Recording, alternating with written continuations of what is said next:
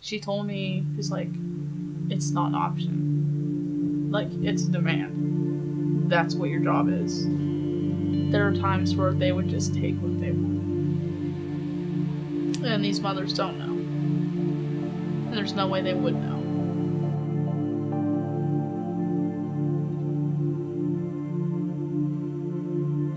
When you first go to the clinic, what you do in Sem Express is you go to the head nurse and you tell them if there's something you need. So let's say that day I needed a certain gestated fetus. So let's say I need a 15-week fetus for some reason. So I go, hey, I'm looking for a 15-week fetus today. If could you let your staff know? I was like, oh yeah, we'll let you know. Each procurement tech usually has an assigned clinic that you want to build a relationship with at your Planned Parenthood, because you have to have really good communication. So Megan was at B Street with Sarah. Jessica had San Jose de Alameda. I had Stockton and Fresno. Fresno was in actually an alley. Areas like Fresno where it's dirt cheap and the area is not good. There were so many. I would work for 8 hours and there would be 40-something patients. It really wore me down. It's the environment. It's morbid. Like, you can feel it. You can hear screaming. You can hear crying. Like, so they give you a sheet and it's everybody for that day who's coming in for an ultrasound, who's coming in for an abortion, medical or a late-term abortion, and we basically walk around the clinic and make sure that if we have time, we consent them, we take them in the room or meet them in the chair.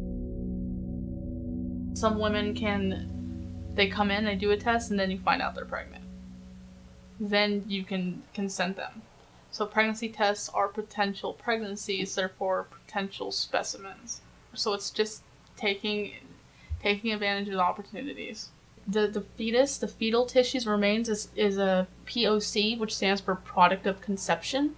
The specimen is what I would obtain from it. So POC, product of conception, specimen is what I would procure.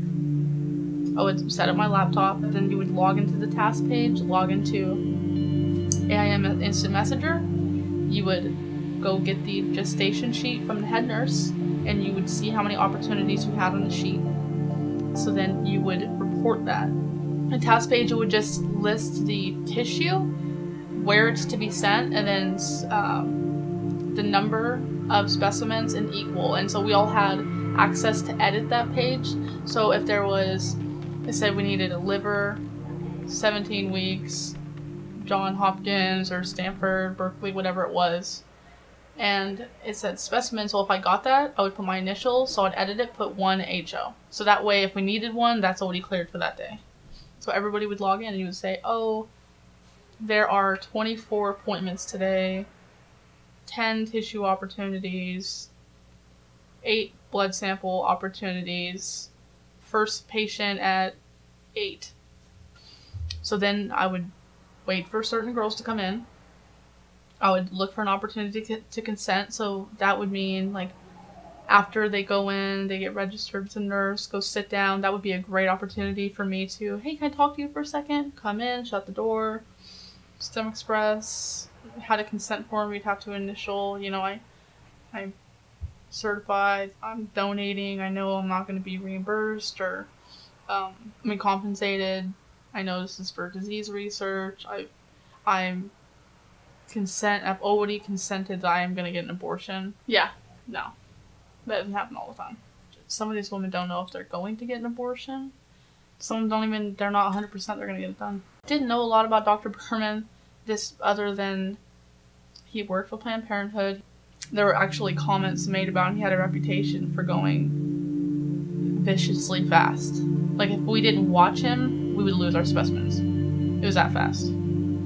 If there wasn't a girl in the room, he would get mad. He would pace the hallways if there wasn't something to do. Like, it's almost like he wanted to do it. And that made me really concerned. And how fast he was going with these women. And I felt bad. Like, there was a few times to where he was working and I had a girl who did not want to get it, but she, you know, she felt she had to. I wanted to tell her, do not go to this clinic. When I imagine, because I've seen abortions, I imagine him literally going into the room, lifting the covers, going in, grabbing, and walking out. Like, that's how fast it is. It's ridiculous. I was the only person who is a licensed CPT-1, a licensed phlebotomy technician, but the other individuals were drawing blood in the clinics. The coworkers I had, they would not consent the donors. If there was a higher gestation and the technicians needed it, there were times where they would just take what they wanted. And these mothers don't know. And there's no way they would know. There were times where, I remember one time it was the Fresno clinic, and that was the most high volume clinic we have, lots of abortions, lots. And I had a very gestated woman that was a LAMS patient. So LAMS patients, it's a 2-day process. So they take a certain material, they come in, they insert it into the uterus to expand it, and then you come the next day to take it out so they can extract the fetus. So I consented her, and she said no, and I'm fine with that. I'm not going to press anybody. I'm not going to consent a girl who's throwing up from the abortion medication. That's not who I am. And she said no, and the next day Jessica came, and she's like, oh, that the high gestated girl, you have to get her, make sure you get her. I'm like, oh, I already consented her yesterday, she's not comfortable. And she looked at me like, okay, walked out, took her into the room, and she came back out and she was holding all these tubes. And all I said to her was, what do you say to her to get that blood? She's like, nothing. I'm like, so basically you just went in there and took her blood, and you're gonna be taking her fetus without her knowing. So yeah, I'm not, it's just, that's terrifying. Like, imagine if you were an abortion patient and someone was going in and stealing your baby's parts.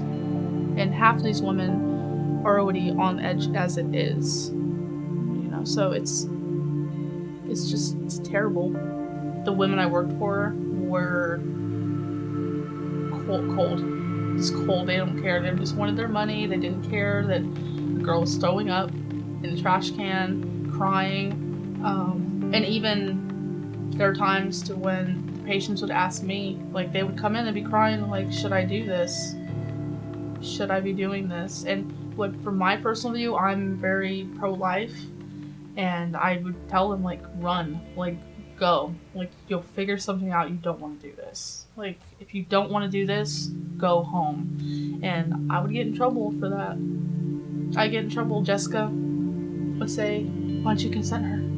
Like, because she was crying and throwing up and she didn't even know if she wants to get it done. What'd you say to her? I told her if she wasn't comfortable with it, then I'm not gonna do anything. She said, well, that was an opportunity you just missed. Like, I'm not gonna tell a girl to kill her baby so I can get money. And that's what this company does. Straight up, that's what this company does. My job was to go there and get blood and tissue parts. Like, it wasn't presented as an option, really. From my boss, the words of Sarah, it's not. Like, she told me, she's like, it's not an option. Like, it's a demand. That's what your job is. I said, I'm not gonna push them over the edge when they're already on the edge. Like, there's a reason why they keep journals in the recovery room. Like, if abortion was a good thing, there wouldn't be so much emotional damage from it. End of story. I would take my sample, I'd put it in a tube, I would label it with a specimen sticker, I would take it back to the room, update the task page, put, 1 or 2, how many I got that day, and I'd fill out the paperwork on my computer, print it out at the lab, and that's what I would do all day. And then at the end of the day, I would put everything in a FedEx package, and I would have to drive to a FedEx and drop off the specimen. And the sad thing is people would ask what was in the box, and I didn't know what to say. Like, oh, there's dead baby parts in there.